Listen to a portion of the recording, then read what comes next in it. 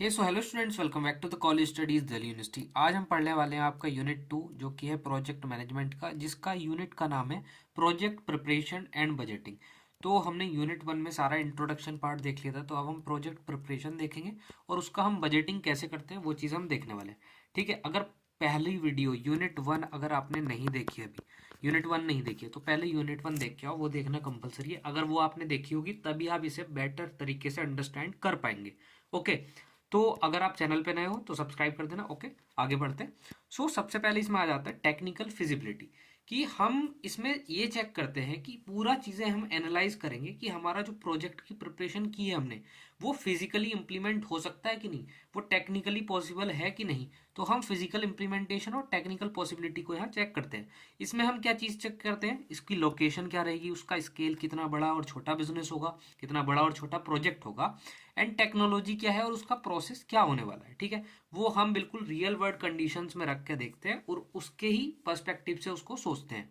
ठीक है, और ये कंटिन्यूस प्रोसेस है, क्योंकि टेक्निकल डिसीजन जो है ना, उसका रिवीजन होता रहना चाहिए, वो कंट्रोलिंग में आता है। अगर मॉडर्न टेक्नोलॉजी आ गई, कोई मॉडर्न मशीन आ गई, तो आपको उस पर अपग्रेड करना पड़ेगा। ओके, देन इसमें हम सिंपल वर्ड्स में अगर इसको देखें तो हम ये कह सकते हैं कि प्रैक्टिकली एक प्रोजेक्ट है वो कितना एग्जीक्यूटेबल है, और उसके साथ जो रिसोर्सेज अवेलेबल है और टेक्नोलॉजी अवेलेबल है उसके साथ ही कितना प्रैक्टिकल एग्जीक्यूटेबल है। ठीक है, तो हम ये चीज़ चेक करते हैं। तो इसमें सबसे पहला हम क्या चीज़ देखते हैं, मैन्युफैक्चरिंग प्रोसेस या टेक्नोलॉजी हमारे पास क्या है। तो हमें सही टेक्नोलॉजी, राइट टेक्नोलॉजी यूज़ करनी है, तो हमें क्रिटिकल टेक्निकल डिसीजन लेना पड़ता है। तो क्रिटिसाइज करेंगे मतलब अपनी क्रिटिकली देखेंगे, डिसीजन क्रिटिकली लेंगे। तो इसमें दो चीज आ जाती है, मॉडर्न कैपिटल इंटेंसिव टेक्नोलॉजी या traditional labour intensive technology. Traditional मतलब पुराने तरीके की, जो हाथों से मजदूरों के लेबर के द्वारा काम होता था, और न्यू जो है वो मॉडर्न की, मॉडर्न कैपिटल इंटेंसिव टेक्नोलॉजी जो आज के टाइम की है। ओके, तो इसमें जो आज के टाइम की है तो उसमें ऑटोमेशन भी है, फ्यूअर मतलब बहुत कम लेबर तो चाहिए होगी बट बहुत कम चाहिए, और इन्वेस्टमेंट बहुत ज़्यादा जाती है। बट ट्रेडिशनल में क्या है, इन्वेस्टमेंट कम लगेगी क्योंकि मशीनें कम आएंगी, ह्यूमन स्किल्स का ज़्यादा यूज़ होगा और लेबर हमें बहुत ज़्यादा चाहिए। ठीक है, तो ये जो पुरानी होती है, जो ये पुराना वाला है इतना हिस्सा, ठीक है, ये वाला हिस्सा, तो ये पुराना वाला हिस्सा जो है ये सुटेबल फॉर स्केल, मतलब कि बड़े लेवल पे अगर हमें वॉल्यूम साइज करना है ऑपरेशनल, तो उसके लिए ठीक है कि हमें वॉल्यूम और साइज पे ऑपरेट करना है, और कंपेटेबल होती है लोकल स्किल एंड कंडीशन के लिए। ठीक है, जो लोकल स्किल्स है, जैसे कि कोई आपके एरिया में टैलेंट है, लोकल टैलेंट या इंफ्रास्ट्रक्चर है, रिसोर्सेज है, उस पर आप काम कर सकते हैं। ठीक है, ये मॉडर्न मॉडर्न के लिए बता रहा हूँ। और ट्रेडिशन वाले में क्या है, हम इकोनॉमिकली वो वाइबल हो सकता है कि कॉस्ट इफेक्टिव है, कम पैसों में आपका काम हो जाएगा, और सोशली एक्सेप्टेबल है कि कम्युनिटी सपोर्ट मिल जाएगा, एथिकल प्रैक्टिस है, हाथ से काम हो रहा है, पॉल्यूशन वगैरह नहीं हो रहा, तो हम थोड़ा इन्वायरमेंट को भी यहाँ पे सपोर्ट कर देते हैं। तो हम इसमें राइट चॉइस क्या कर सकते हैं कि हम सभी चीज़ों का बैलेंस बना के चलते रहे, तभी वो प्रोजेक्ट जो है उसे सक्सेसफुल कहा जाता है और उसका एग्जीक्यूशन सक्सेसफुली हो पाएगा। ओके, देन सेकंड आता है इसमें मटेरियल इनपुट एंड यूटिलिटीज, कि हमारे पास जो जो मटेरियल अवेलेबल है, जैसे कि रॉ मटेरियल है, कोई भी सप्लाई है, और फ्यूल है, पावर है, वाटर है, ट्रांसपोर्टेशन की फैसिलिटीज़ हैं, वो प्रोडक्शन के मतलब प्रोडक्शन एक्टिविटी जो है उसमें भी काम आएगी और ऑपरेशंस में भी काम आएगी। तो वो ना रेगुलरली आते रहने चाहिए। अगर मान लो पानी ही नहीं आया, इंटरप्शन हो गया कि पावर सप्लाई नहीं है, या वाटर सप्लाई नहीं है, या ट्रांसपोर्ट फैसिलिटीज़ नहीं है, तो हमारा जो प्रोजेक्ट है उसमें प्रॉब्लम आ जाएगी। तो अगर लैक ऑफ असेंशियल इनपुट्स हुआ तो वो प्रोडक्शन को डिस्टर्ब कर देगा, और हमारा जो कॉस्ट है वो इंक्रीज होगा। अगर लेट हो जाएगी चीज़ें, जैसे जैसे टाइम बढ़ेगा, अगर टाइम ओवररन होगा तो कॉस्ट ओवररन भी आपका होएगा। ठीक है, लाइक ये एग्जाम्पल भी यहाँ गिवन है, ये सब आप एग्जाम्पल्स पढ़ सकते हो। मैंने बहुत अच्छे से आपके नोट्स प्रिपेयर करे हैं, आप देख ही सकते हो कितने डिटेल में, कितने अच्छे डायग्राम के साथ है। तो अगर आपको ये नोट्स जो हैं वो परचेज करने हैं, if you want to purchase, हाँ ये फ्री में नहीं है क्योंकि मेहनत लगती है इसमें काफ़ी ज़्यादा। अगर आपको ये नोट्स परचेज करने हैं तो आप अभी अगर ये नोट्स लेते हो तो एट ₹50 आपको एक यूनिट के नोट्स ₹50 में मिल जाएंगे। ओके, तो अभी आप परचेज कर सकते हो। गूगल फॉर्म का लिंक जो है वो डिस्क्रिप्शन में, गूगल फॉर्म फिल कर देना, और उसमें आप अपनी ईमेल आईडी जो डालेंगे वो बिल्कुल करेक्ट ईमेल आईडी डालना, क्योंकि ड्राइव पे ही आपको एक्सेस दिया जाएगा। ओके, आगे बढ़ते हैं। देन प्लांट कैपेसिटी, की प्लांट की कैपेसिटी क्या होनी चाहिए। ठीक है, फिजिबिलिटी की कितनी प्लांट की कैपेसिटी होनी चाहिए वो भी मैटर करता है। ओके, तो वॉल्यूम ऑफ आउटपुट पर पीरियड, प्लांट की कैपेसिटी क्या मतलब क्या है कि एक पीरियड, मान लो एक पीरियड वो कुछ भी हो सकता है, वो एनुअली भी हो सकता है, वो हाफ ईयरली भी हो सकता है, लाइक 6 मंथ्स, तो वो कुछ भी हो सकता है। सो एनुअल पीरियड में कितना वॉल्यूम हम प्रोड्यूस कर रहे हैं, कितने नंबर ऑफ यूनिट हम प्रोड्यूस कर रहे हैं, तो वो है। तो अगर बहुत ज़्यादा स्मॉल है, कि बहुत ज़्यादा स्मॉल है कैपेसिटी, तो हाई यूनिट कॉस्ट पड़ेगी। हम बहुत कम, प्लांट कैपेसिटी बहुत कम है, तो एक यूनिट की कॉस्ट ज़्यादा पड़ेगी, और बहुत बड़ा है तो आइडियल कैपेसिटी में हमें प्रोड्यूस करना पड़ेगा। और आइडियल स्केल कब आती है कि इकोनॉमीज ऑफ स्केल हम अटेन कर पाए। इकोनॉमीज ऑफ स्केल आपको यूनिट 1 में कल समझा दिया था, इसके एग्जाम्पल्स हैं, वो आप नोट से पढ़ लेना अच्छे से। ओके, देन फोर्थ पार्ट आता है लोकेशन एंड साइट।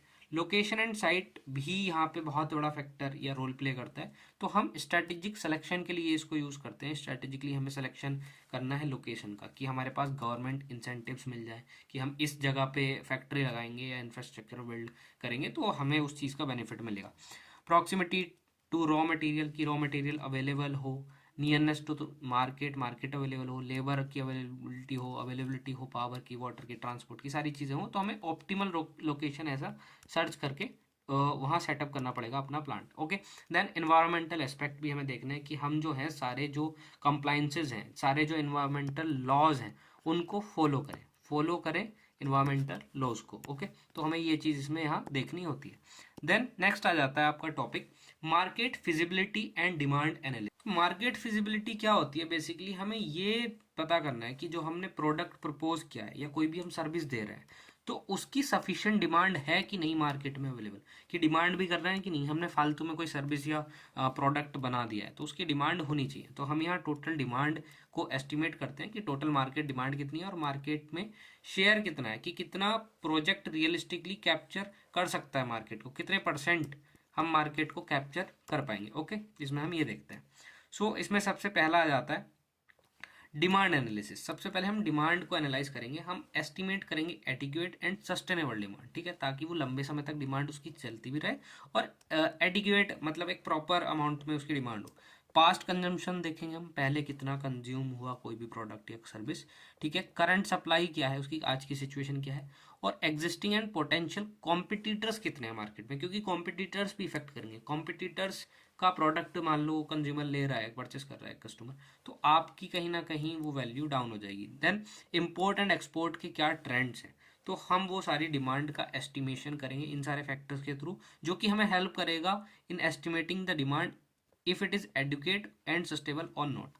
तो ये चीज़ हम इसमें यहाँ पता कर लेंगे। देन सेकंड मार्केट कैरेक्टराइजेशन, कि मार्केट के क्या क्या कैरेक्टराइजेशन है, क्या कैरेक्टर्स हैं, ठीक है, कैरेक्टरिस्टिक्स क्या है। तो अंडरस्टैंड करेंगे कंज्यूमर को फॉर इफेक्टिव पोजीशनिंग। हम पोजीशन करेंगे अपने प्रोडक्ट को। पोजीशनिंग क्या होता है, जैसे कि अगर आप बोलते होंगे आप कुछ लोग हैं कि अभी भी बोलते हैं कि टूथपेस्ट मत ले आना, मतलब उसको ब्रश करने के लिए चाहिए कुछ, अपने दांत साफ करने, तो वो ये नहीं बोलते टूथपेस्ट ले आना, कोलगेट ले आना। तो कोलगेट ने ऐसी ब्रांडिंग कर दी है, अपनी पोजीशनिंग ऐसी करी है, लोगों के दिमाग में सेट हो गया है कि टूथपेस्ट का मतलब कोलगेट ही होता है, लोगों को ये लगने लगा था, ठीक है।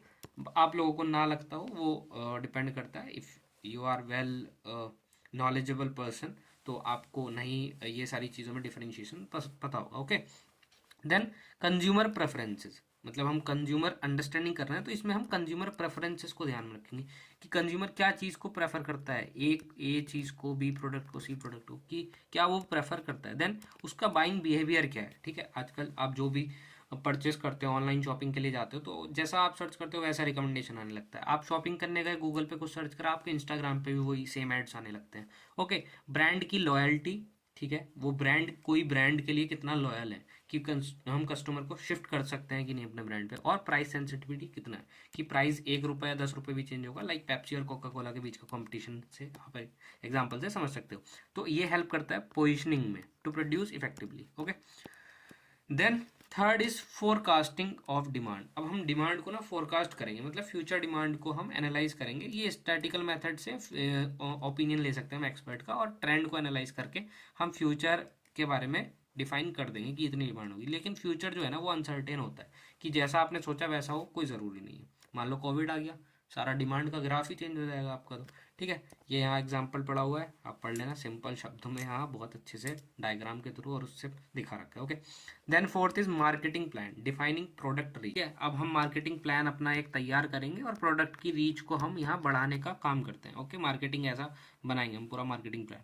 तो हम इसमें क्या चीज़ कर सकते हैं, हम डिस्ट्रीब्यूशन चैनल चॉइस कर सकते हैं कि हम ऑफलाइन सेल करेंगे या फिर हम ऑनलाइन सेल करेंगे अपना प्रोडक्ट, या फिर जो हमारा चैनल ऑफ डिस्ट्रीब्यूशन जो है, मार्केटिंग चैनल जो है वो हमारा FB होगा, इंस्टा होगा। मार्केटिंग चैनल भी यहाँ डिसाइड करेंगे और डिस्ट्रीब्यूशन चैनल भी। ठीक है, लाइक यहाँ प्रमोशन के मैंने डाल रखे हैं सारे आइकन वगैरह, और प्राइसिंग स्ट्रेटेजी है वो भी इफेक्ट करेगी। तो हम राइट प्राइस को सेट करेंगे ताकि हम इफेक्टिव मार्केट पेनिट्रेशन कर सकें। मार्केट पेनिट्रेशन बोले तो कि हम मार्केट में घुस सके। ठीक है, यहाँ एग्जांपल दे रखा है, लाइक अ डेयरी प्रोजेक्ट में यूज लोकल डिस्ट्रीब्यूटर। एक कोई डेयरी प्रोजेक्ट है तो वो लोकल डिस्ट्रीब्यूटर को यूज करेगा और ताकि वो बांट सके, वहाँ पे दूध उसका बढ़ सके। ठीक है, और रिटेलर्स को टारगेट करेगा और होम डिलीवरी पे भी फोकस करेगा। लाइक काफ़ी सारी आजकल मार्केट में ऐप्स आ चुकी हैं, मैं ऐप्स का नाम नहीं लूँगा बिकॉज ये ऐप्स मेरे को अभी कोई पैसा नहीं दे रही है, तो मैं इनका नाम नहीं लेना चाहता।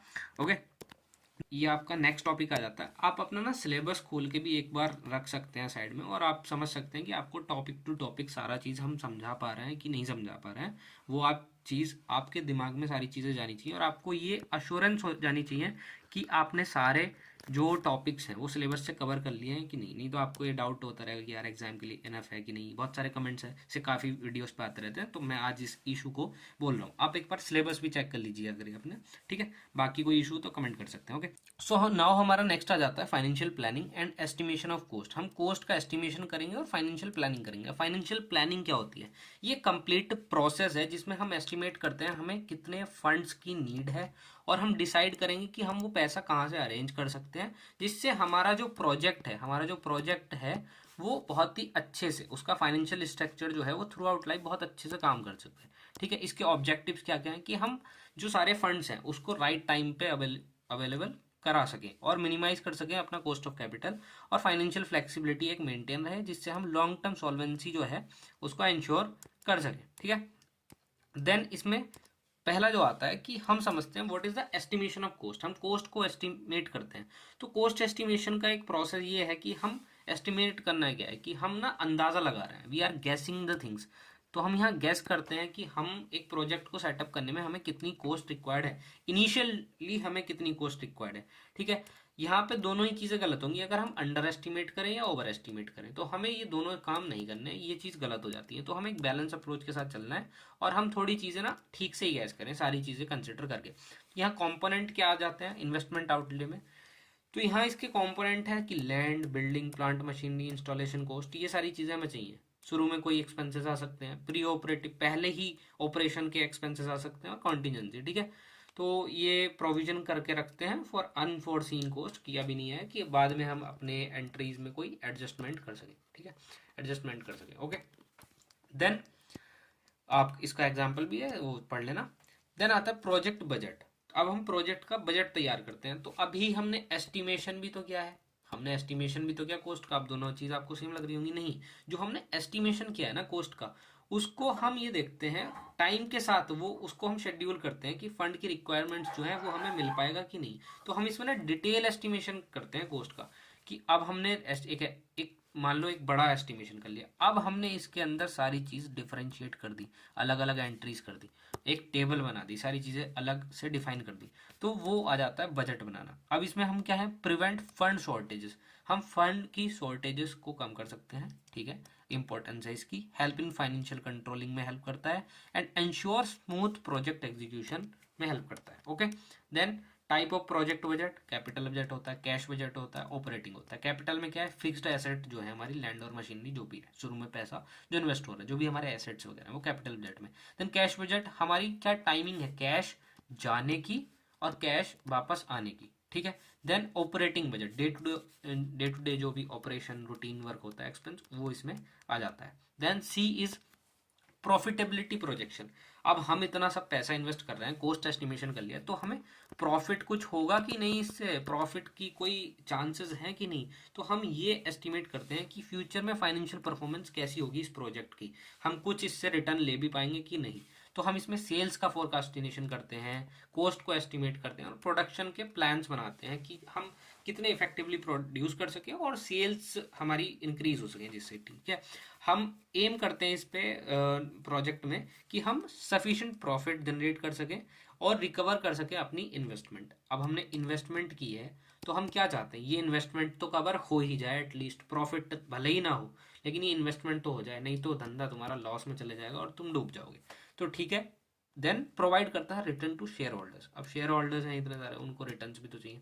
ठीक है, देन की एलिमेंट्स आ जाते हैं like sales revenue, production cost क्या होती है, ऑपरेटिंग कॉस्ट क्या और नेट प्रॉफिट क्या होता है। ठीक है, ये सारी चीज़ें यहाँ टेबल में डाल दी है, आप वो चीज़ पढ़ लेना या रोक के पढ़ लो। Okay, then financial planning, capital structure. अब हम फाइनेंशियल प्लानिंग जो ऊपर हमने चीज़ें पढ़ी तो ये ओवरऑल इस चीज़ को एक समराइज कर देता है। तो हमारी इक्विटी और डेट, यह दो चीज़ें मेन आ जाती हैं, तो इसका हमें राइट मिक्स होना चाहिए।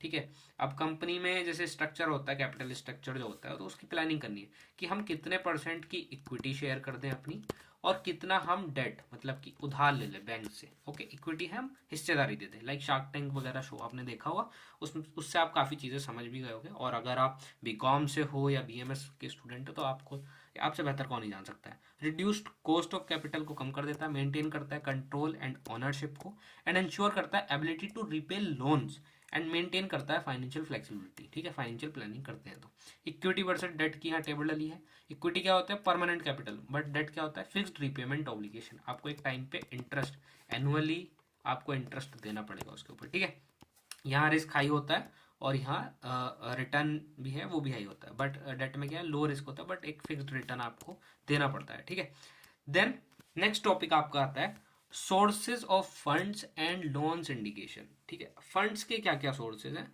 और लोन सिंडिकेशन क्या है, एक एक करके इसको हम डिवाइड करके पढ़ेंगे आराम से।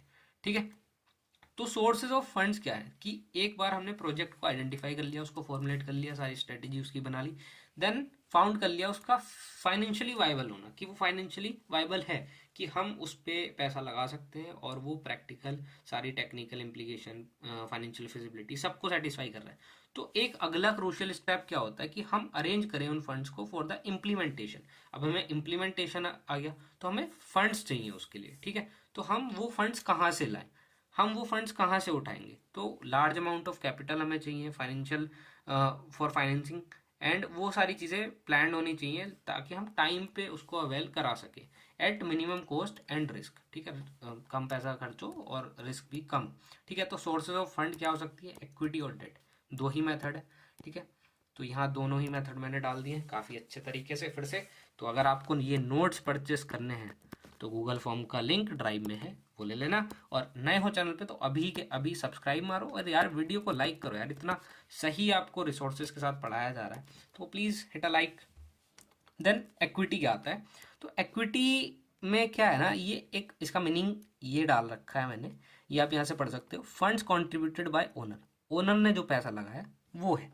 ठीक है, इसका कोई फिक्स्ड रिपेमेंट जो है उसकी कोई ज़रूरत नहीं पड़ती, ओनर्स का कंट्रीब्यूशन होता है यहाँ पे। इसके कंपोनेंट क्या आ जाते हैं इक्विटी के, पेड अप शेयर कैपिटल होता है, शेयर प्रीमियम दिया जाता है। ठीक है, एंड रिटेन्ड होती हैं अर्निंग्स अपनी। ठीक है, वो ओनर लगाएगा, ओनर के पास आ जाएंगी। Then permanent source of finance इसका एक फीचर है। Then no compulsory dividend repayment, मतलब डिविडेंड आपको कंपलसरी नहीं है देना है बट वो एक टाइम पे देना तो है ही। And provide control and ownership, आपको कंट्रोल और ओनरशिप जो है वो एक विद इन द एंटिटी आपके ऑर्गेनाइजेशन में ही रहेगी। बट डेट में क्या है कि आपको पैसा उठाना पड़ेगा, बोरोवर से लेना पड़ेगा, एक्सटर्नल सोर्सेज या बैंक्स वगैरह से। ठीक है, तो यहाँ आप टर्म लोन्स करा सकते हैं फ्रॉम बैंक और फाइनेंशियल इंस्टीट्यूशन, और डिवेंचर्स इशू कर सकते हैं। डिवेंचर्स मतलब कि एक तरीके से डिवेंचर जैसे शेयर इशू करना होता है तो यहाँ डिवेंचर्स ही इशू करते हैं, बट हम यहाँ पैसा उधारी पे उनसे ले लेते हैं, उनको कोई डिविडेंड वगैरह नहीं दिया जाता। Okay, then working capital loans, ये आप यहाँ पे ले सकते हैं। देन फीचर इसके क्या है, हमें फिक्स्ड रीपेमेंट करनी पड़ेगी, इंटरेस्ट जो है वो टैक्स डिडक्टेबल होगा। अगर आप जो टैक्स पे करते हैं और आप इंटरेस्ट भी देते हैं तो वो इंटरेस्ट जो है आपका टैक्स में से माइनस कर दिया जाता है, ये एडजस्टमेंट यहाँ पे हो जाती है। Lower cost compare to equity, ठीक है, इक्विटी से जो है ये कॉस्ट वगैरह इसकी कम आती है। ठीक है, then loan syndication, loan syndication क्या है कि इसमें ना बहुत सारे group of banks like SBI, PNB या फिर आपका कैनरा बैंक या कुछ भी और बैंक ले सकते हो, आरबीआई भी बाकी के साथ फॉर्म कर सकता है ग्रुप, या कुछ जो है ना फाइनेंशियल इंस्टीट्यूशन होते हैं like NBFC, non banking financial institution, तो ये भी लोन्स वगैरह प्रोवाइड कराते हैं। तो ये किसको, ये जॉइंटली प्रोवाइड कराते हैं loan to a single borrower. अब वो किस लिए हो सकता है, एक कॉमन एग्रीमेंट पे ही लोन प्रोवाइड कराते हैं, बट किस लिए हो सकता है, लार्ज स्केल प्रोजेक्ट जो है, ये कैपिटल इंटेंसिव प्रोजेक्ट, जैसे कि मेट्रो बनाना हो गया, तो यहाँ पे ना 2-3 बैंक को साथ में आना पड़ेगा। मेट्रो का काम 500, 700, 1000, 1500 करोड़ का हो सकता है। ओके, तो लार्ज लोन साइज होगा यहाँ, रिस्क शेयरिंग अमंग लेंडर्स, जो पैसा दे रहे हैं उनके बीच में शेयर होगा risk, and better monitoring and expertise होगी, फास्टर अवेलेबिलिटी ऑफ फंड्स होगा। ठीक है, बेनिफिट ऑफ लोन सिंडिकेशन क्या है, लार्ज फंड्स मिल जाते हैं, रिस्क शेयर्ड होता है लेंडर्स के बीच में, सिंगल एग्रीमेंट होता है, पोर्टफोलियो डाइवर्सिफिकेशन होती है, एकदम से हो ही जाता है, और बेटर कंट्रोल होता है। ओके, देन फ्रिक्ट फ्रेमवर्क, अब हम फाइनेंसिंग यहाँ कर तो रहे हैं, तो जो फाइनेंसिंग की सोर्सेज हैं वो इन्फ्लुएंस्ड होते हैं फ्रिक्ट फ्रेमवर्क के द्वारा। फ्रिक्ट क्या है, एफ से flexibility, R for risk, I for income, C for control, T for taxes. ठीक है, अब इनके मीनिंग दे रखे हैं सिंपल लैंग्वेज में, यहाँ लिख रखे हैं, वो पढ़ लेना, नहीं तो वीडियो काफ़ी ज़्यादा लेंदी हो जाएगा अगर एक एक टॉपिक के डेप्थ में जाऊंगा तो। ओके, देन आपका नेक्स्ट टॉपिक आता है commercial viability and net present value क्या होती है। तो हमने अभी तक एस्टिमेशन कर लिया, ठीक है, एस्टिमेट कर लिया, उसकी फाइनेंसिंग कर ली, सारी चीज़ें कर ली, लेकिन फाइनल स्टेप जो आ जाता है वो है प्रोजेक्ट अप्रेजल। अब प्रोजेक्ट अप्रेजल में हम देखते हैं कि वो प्रोजेक्ट जो है वो कॉमर्शियल वायबिलिटी है कि नहीं, वो उसकी कॉमर्शियल वायबिलिटी हम चेक करते हैं। अब मीनिंग क्या आता है कॉमर्शियल वायबिलिटी का, अब इसमें हम देखते हैं कि वो कॉमर्शियली वायबल है अगर वो जनरेट कर रहा है सफिशिएंट कैश फ्लोज, कि कैश फ्लोज हो रहा है कि नहीं, इनफ्लो आउटफ्लो हो रहा है कि नहीं, रिकवर कर पा रहा है कि नहीं, इनिशियल इन्वेस्टमेंट जो हमने की थी, जो हमने इन्वेस्ट किया था पैसा, जो हमने पैसा इन्वेस्ट किया उससे हम रिटर्न्स ले पा रहे हैं कि नहीं, और इंक्रीज कर रहा है कि नहीं वो वेल्थ की इन्वेस्टर्स के। ठीक है, तो ये ना कुछ वैल्यू ऐड करेगा फर्म में। Okay, NPV, net present value, तो हम उससे मेजर कर लेते हैं। तो नेट प्रेजेंट वैल्यू हम कैसे कैलकुलेट करते हैं और वो क्या होती है, हम present value of cash inflow देखेंगे कि आज की क्या कैश इनफ्लो की वैल्यू है, और प्रेजेंट वैल्यू कैश आउटफ्लो देखेंगे। तो एनपीवी का क्या फॉर्मूला आ जाता है, NPV is equal to present value inflows, जो इनफ्लो हो रहे हैं, माइनस आउटफ्लो, तो जो आ रहा है पैसा उसमें से आउटफ्लो जितना जा रहा है उसको माइनस कर देंगे, तो हमारी नेट प्रेजेंट वैल्यू आ जाएगी। ठीक है, हमें कुछ ना कुछ वैल्यू देगा।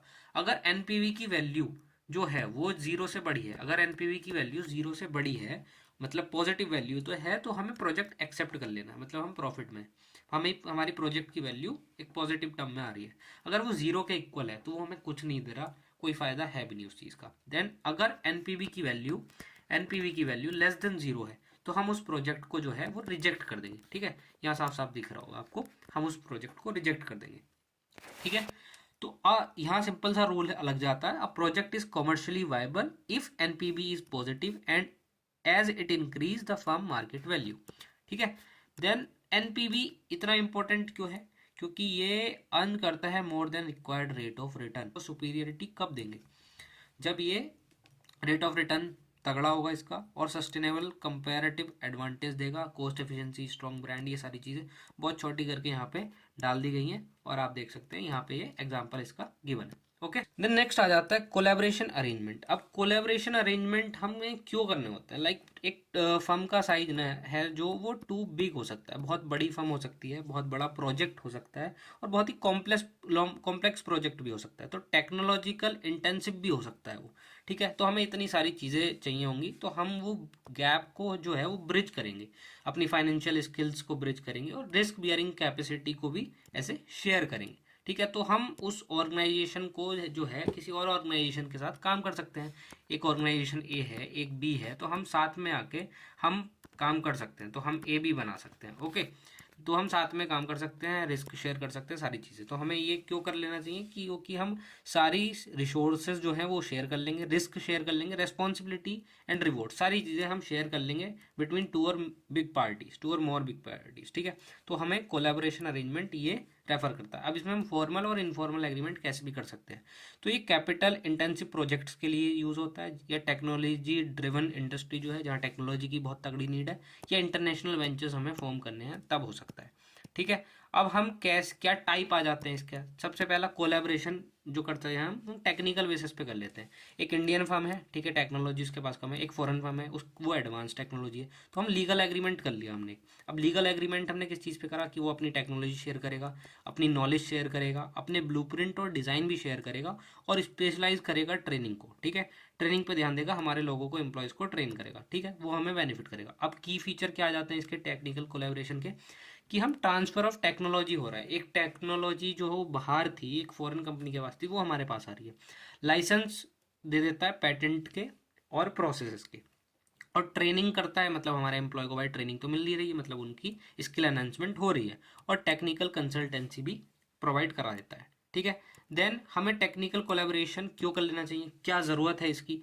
अब हमारे पास ना टेक्निकल एक्सपर्टीज़ जो है वो बहुत कम है, और हमें इसकी नीड है क्योंकि हमें क्वालिटी इंप्रूव करनी है अपनी। देन रैपिड टेक्नोलॉजिकल चेंजेस बहुत आ रहे हैं, तो हमें इस टेक्नोलॉजिकल चेंजेस वर्ल्ड में, इस चेंजिंग एनवायरनमेंट में अपने आप को सर्वाइव करना है, तो हमें भाई टेक्निकल कोलैबोरेशंस करनी पड़ेंगी, और फास्टर प्रोजेक्ट इंप्लीमेंटेशंस के लिए तो ये बहुत ही ज़रूरी है। Then B part, how we can collaborate, हम जॉइंट वेंचर्स फॉर्म कर सकते हैं, पार्टनरशिप कर सकते हैं। जॉइंट वेंचर्स बोले तो एक कंपनी ए है, एक कंपनी बी है, अब हम दोनों ने कंट्रीब्यूट करके जॉइंट वेंचर बना लिया। लाइक ये आइडिया थी, ये वोडाफोन थी, इन्होंने वोडा आइडिया वीआई बना लिया, ओके। तो ये इसमें इसके इम्पोर्टेंस वगैरह दे रखे हैं, ठीक है। अब ये हम स्ट्रेंथ के बेसिस पे वो करते हैं, और की जो एरिया जहाँ पे पार्टनर्स को फ़ायदा मिलेगा वो फाइनेंसेस में मिलता है, टेक्नोलॉजी में मिलता है, लोकल नॉलेज वगैरह सब मिल जाती है, okay. Then tax consideration and legal aspect. अब ये दो टॉपिक्स ऐसे अलग अलग करके हम डिवाइड करके पढ़ लेंगे, लेकिन टैक्स कंसिडरेशन और लीगल एस्पेक्ट जो है वो डायरेक्ट इम्पैक्ट डालते हैं प्रोजेक्ट की प्रॉफिटेबिलिटी पे, ठीक है। हमारा प्रोजेक्ट जो है वो प्रॉफिट कर पा रहा है कि नहीं, कैश इनफ्लोज आउटफ्लोज क्या है, और इम्प्लीमेंटेशन स्मूथली होगा कि नहीं होगा। तो हमने टेक्निकली और फाइनेंशियली तो देख लिया कि प्रोजेक्ट अच्छा है, लेकिन कहीं ना कहीं वो जाके ना, अगर आपका टैक्सेशन गलत हो रहा होगा, आप इतना ही टैक्स भरते जाओ तो आपको प्रॉफिट ही नहीं हो रहा, तो यहाँ प्रोजेक्ट फंस गया। क्या फ़ायदा उस प्रोजेक्ट का जिसमें आपको प्रॉफिट नहीं हो पा रहा, ठीक है। और कुछ लीगल एस्पेक्ट में भी प्रोजेक्ट फंस सकता है, तो कुछ वो लीगल प्रॉब्लम्स या टैक्सेशन प्रॉब्लम ना आए, तो उसके लिए हम कुछ कंसिडरेशन करेंगे, ओके। सो हम इसमें सिंपल वर्ड्स में कहें तो इसे देखते हैं, is the project legally compliant and tax efficient है कि नहीं वो, ओके। टैक्स कंसिडरेशन क्या, ठीक है, हम इसे ना टैक्स वर्डन के उससे देखते हैं, एक तरीके से प्रोजेक्ट पे टैक्स वर्डन जो है उसको हम एसेस करते हैं। अब हम उसे बहुत ही लीगली तरीके से रिड्यूस करने का काम करते हैं। ये काम कौन करता है, सीए साहब करते हैं हमारा ये काम। जैसे कि कुछ इंसेंटिव्स हैं वो अप्लाई कर दिए, एग्जाम्पशंस हैं, कुछ डिडक्शंस हैं, अलाउंसेस हैं बाय द गवर्नमेंट, तो हम उस चीज़ को, और जो लीगली चीज़ें हैं उस चीज़ को अप्लाई करते हैं और वो करते हैं। और प्रॉपर टैक्स प्लानिंग में क्या इंप्रूव होता है, नेट प्रॉफिट्स क्या है, कैश फ्लोज क्या है, और प्रोजेक्ट कितना वायबल है, ओके। टैक्स इशूज में क्या आ जाता है, की इशूज क्या हैं जो कि प्रोजेक्ट प्लानिंग में होते हैं ड्यूरिंग द टैक्सेस, ठीक है। टैक्स इशूज क्या है, तो कॉर्पोरेट टैक्स हमें देना होता है कि हमें इनकम पे टैक्स देना है। अगर हमने हाई इनकम की है अर्न, तो हमें लेस रिटर्न्स मिलेंगे, मतलब कि बहुत ज़्यादा हम टैक्स दे देंगे, तो हमारे पास बचा ही क्या हाथ में, और सारा कुछ तो टैक्स में चला गया। तो एक इससे ना डीमोटिवेट हो जाता है इंसान, ठीक है, बिजनेस मैन डीमोटिवेट हो जाता है। देन यहाँ डेप्रिसिएशन अलाउंसेस का इशू आ जाता है, और इन्वेस्टमेंट अलाउंसेस और इंसेंटिव का इशू आ जाता है। देन इशू एक किया जाता है कि जीएसटी का, काफ़ी सारी जीएसटी ज़्यादा अप्लाई कर दिया, ठीक है। आप बाकी इस डायग्राम से समझ सकते हैं, नोट्स परचेज कर लेना। Then legal aspect, legal aspect क्या है कि हम कोई भी रेगुलेटरी या स्टैट्यूटरी फ्रेमवर्क जो है उसके अंदर प्रोजेक्ट को ऑपरेट कर सके अपना, और लॉज जो है वो कंप्लायंसेस उन लॉज के साथ बहुत ही मैंडेटरी होता है। जैसे कि नॉन कंप्लायंस अगर होगा, हम उसको नहीं फॉलो करेंगे तो पेनल्टीज पड़ जाएंगी, या कुछ डिलेज वगैरह हैं, या फिर कैंसिलेशन हो सकता है प्रोजेक्ट पे, ठीक है, हम पे कुछ पेनल्टीज आ सकती हैं, ठीक है। तो की लीगल एरियाज क्या हैं जो कि प्रोजेक्ट को अफेक्ट करती हैं। इंडस्ट्रियल पॉलिसीज, जैसे कि लाइसेंस की ज़रूरत है, सेक्टर स्पेसिफिक रेगुलेशंस चाहिए, एंट्री हो to the restriction of relaxation ये हो सकता है, या इंपोर्ट एंड एक्सपोर्ट लॉज हमें फॉलो करने, लाइक कस्टम ड्यूटीज़ होता है, लाइसेंस चाहिए इंपोर्ट करने के लिए, और एक्सपोर्ट पे कुछ रिस्ट्रिक्शंस आ सकते हैं। और इन्वायरमेंटल रेगुलेशंस भी होती हैं, जैसे कि इन्वायरमेंटल इम्पैक्ट असेसमेंट हमें फॉलो अप करना होता है, ये हमारी रिपोर्ट एकदम फुल फ्लेज एकदम सॉर्टेड होनी चाहिए। पोल्यूशन कंट्रोल अप्रूवल्स होने चाहिए, और वेस्ट डिस्पोजल नॉर्म्स वगैरह को हम फॉलो करते रहने चाहिए। देन लेबर लॉज जैसे कि एम्प्लॉयमेंट कंडीशन या एक लेबर को पर डे में इतनी सैलरी देनी है, तो वो चीज़ें फॉलो करनी है। और सेफ्टी एंड वेलफेयर रेगुलेशंस को तो फॉलो करना ही करना है। Then third is contractual integrity. अब कॉन्ट्रेक्चुअल इंटीग्रिटी क्या कहती है? अब बहुत से जैसे आजकल मार्केट इमर्ज हो रहे हैं, तो उसमें जुडिशियल प्रोसेस जो है वो बहुत स्लो है और टाइम कंज्यूमिंग है। जैसे कि आपको पता है कि तारीख पे तारीख होती रही है मालॉट, बट इंसाफ नहीं मिला, वो वाला काम। And making formal legal enforcement difficult. ठीक है, तो एक फर्म क्या कर सकती है, ये जो एक फर्म का रेपुटेशन है, क्रेडिबिलिटी है या एथिकल कंडक्ट जो है, वो बहुत ही ज़रूरी पार्ट हो जाता है इससे यहाँ पे। Okay, why contractual integrity matters? ये रिड्यूस करता है ट्रांजैक्शन कॉस्ट को और बिल्ड करता है trust with supplier, lenders and partners. Okay, तो ये ही था इस यूनिट में। हमने आपका यूनिट 2 कंप्लीट कर लिया है और नोट्स आप परचेज कर सकते हैं। लिंक कहाँ है नोट्स का? वो आपका लिंक आपको डिस्क्रिप्शन बॉक्स में मिल जाएगा। So thanks for watching. Video को आप लाइक कर देना और चैनल को सब्सक्राइब कर देना, दोस्तों के साथ शेयर कर दो। आप इस चैनल पे नए हो तो सब्सक्राइब करके जरूर जाना और बेल आइकन को प्रेस कर देना ताकि आपके पास नोटिफिकेशन आती रहे। और ये वीडियोस जो है, यूनिट जो बची है हमारी, यूनिट 3, 4 और 5 जो बची है, मैं जल्दी एक एक दिन में आपकी कवर करा दूंगा। ये कंप्लीट प्लेलिस्ट में बना दूंगा, प्लेलिस्ट को फॉलो करते रहना, चैनल को सब्सक्राइब करते रहना। Best of luck for your exam. अच्छे से पढ़ो, नोट्स परचेज कर लेना, तभी आपको चीज़ें सारी डिटेल में समझ आ पाएंगी। Okay, thanks for watching.